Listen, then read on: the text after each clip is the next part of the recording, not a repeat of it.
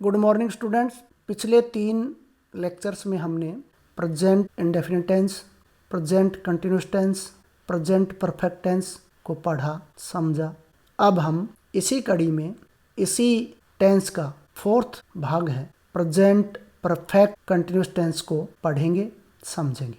Present perfect continuous tense जो 2 टेंसों के mail से बना है, प्रेजेंट परफेक्ट टेंस भी है इसमें और प्रेजेंट कंटिन्यूअस टेंस भी है।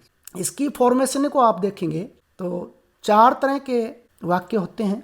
एक वाक्य होता है साधारण वाक्य, एक वाक्य होता है नकारात्मक वाक्य, एक वाक्य होता है प्रश्नवाचक वाक्य, एक वाक्य होता है प्रश्नवाचक और नकारात्मक दोनों मिलाकर। इंग्लिश में साधारण वाक्य को अजर्टिव कहते हैं, नकारात्मक वाक्य को नेगेटिव कहते हैं, प्रश्नवाचक वाक्य को इंटरोगेटिव सेंटेंस कहते हैं और चौथे वाक्य जो 2 टाइप के वाक्यों से मिलकर बनता है, प्रश्नवाचक वाक्य जमा में नकारात्मक वाक्य, इसको हम कहते हैं इंटरोगेटिव एंड नेगेटिव सेंटेंस। अब हम इसकी बनावट को देखेंगे, फॉर्मेशन को देखेंगे। पहला साधारण वाक्य में इस टेंस की फॉर्मेशन क्या होती है, पहले सब्जेक्ट आएगा, फिर हैज हैव जो हेल्पिंग वर्ब है वो आएंगी अकॉर्डिंग टू सब्जेक्ट के अनुसार। अब सब्जेक्ट पिछले अध्याय में हमने बताया था कि सब्जेक्ट आई, वी, यू, दे और प्लूरल नाउन हो तो उनके साथ हेल्पिंग वर्ब हैज लगती है, और अगर सब्जेक्ट ही, सी, इट और सिंगुलर नाउन हो तो उनके साथ हैज हेल्पिंग वर्ब का प्रयोग किया जाता है। तो पहले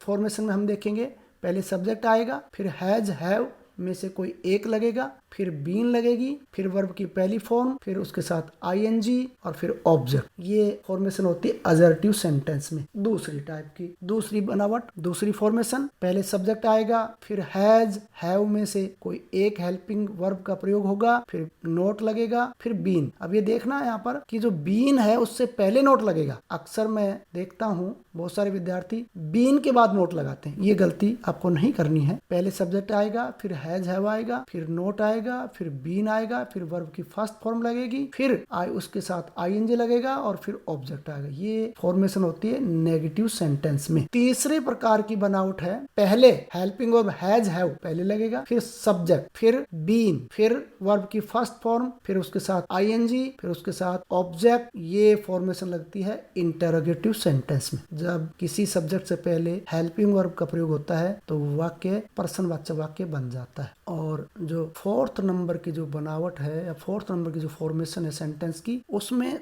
2 सेंटेंस को मिलाकर बनाया जाता है। पहला उसमें होता है इंटरोगेटिव और दूसरा होता है उसमें नेगेटिव। ऐसा वाक्य जो प्रश्नवाचक वाक्य भी हो और नकारात्मक वाक्य भी हो। इसमें फॉर्मेशन सेंटेंस की फॉर्मेशन होती है हैज या हैव पहले, फिर सब्जेक्ट, फिर नोट, फिर बीन, फिर वर्ब की फर्स्ट फॉर्म, फिर आईएनजी और फिर उसके साथ ऑब्जेक्ट और साइन ऑफ इंटरोगेशन। ये फॉर्मेशन इस सेंटेंस के लिए होती है। अब इसमें 2 वर्ड प्रयोग होते हैं। पहला वर्ड है निश्चित समय के लिए सिंस लगता है, जैसे morning, evening, start from 10 AM to 12 PM। अब इस तरह का जो निश्चित समय होता है उसको दर्शाने के लिए सिंस वर्ड का प्रयोग होता है। उदाहरण के रूप में आप देख सकते हैं it has been raining since morning. अब मॉर्निंग एक निश्चित समय होता है, इसके लिए सिंस वर्ड का प्रयोग हुआ है। इसी तरह अनिश्चित समय के लिए फॉर शब्द का प्रयोग होता है, जैसे 2 घंटे से वर्षा हो रही है। अब 2 घंटे कौन से 2 घंटे पता नहीं लगता हमें, कौन से 2 घंटे, 8 बजे से 10 बजे तक, 10 बजे से 12 बजे तक, 12 से 2 बजे तक। और अनिश्चित समय को दर्शाने वाले समय के लिए हम फॉर का प्रयोग करते हैं। अब एग्जाम्पल के रूप में देखेंगे, they have not been working for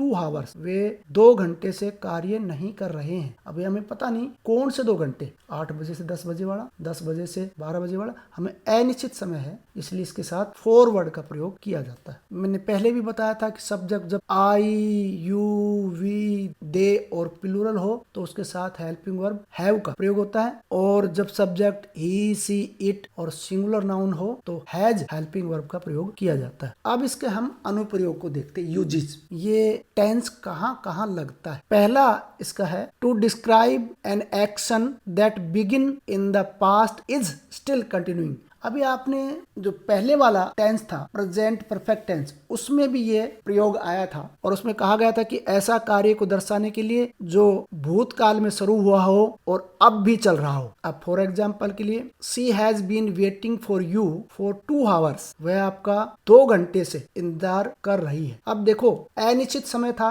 2 hours, अब हमें पता नहीं कौन से 2 घंटे से, और पिछले 2 घंटे से शुरू हो रहा है तो भूतकाल का पास्ट टेंस का भी जिक्र इसमें है, यानी कार्य पास्ट से शुरू हुआ, 8 बजे शुरू हुआ और अब मान लीजिए 10 बजे का समय हो गया या 9 बजे का समय हो गया, तो वो कार्य प्रारंभ हुआ था भूतकाल में, पास्ट में, और अब भी चल रहा है। वेट करने का कार्य पास्ट में शुरू हुआ, स्टार्ट हुआ और अभी भी चल रहा है। दूसरा एग्जांपल देखिए, they have been playing at card since 10 AM। अब इसमें निश्चित समय है 10 AM, ये निश्चित समय है इसलिए इसमें सिंस वर्ड का प्रयोग हुआ और ये कार्य भी भूतकाल में शुरू हुआ और अब भी चल रहा है। They have been playing at card since 10 AM, 10 बजे शुरू किया उन्होंने और अभी अब मान लीजिए 12 बजे हैं, अभी भी वो कार्य चल रहा है। अब दूसरा इसका प्रयोग है वो है for how long and since when. ये फ्रेज आपको मिले तो समझ लीजिए वहां पर प्रेजेंट परफेक्ट कंटिन्यूअस टेंस का प्रयोग किया जाएगा। इसका एग्जाम्पल आप देखिए, for how long have you been sitting here, तुम कितने समय से यहाँ बैठे हो। अब इसमें हैव यू आया क्योंकि इसमें यू सब्जेक्ट है इसलिए उसके साथ हैव लगता है। दूसरा एग्जांपल देखिए सिंस वाला, since when has he been living in this house, वह कितने समय से, पिछले कितने कब से इस घर में रह रहा है। थैंक यू स्टूडेंट्स, ये हमारा प्रेजेंट टेंस कंप्लीट हो चुका है। इसके 4 डिवीजन थे और चारों डिवीजनों को हम 4 लेक्चर्स में फिनिश कर चुके हैं। Thank you.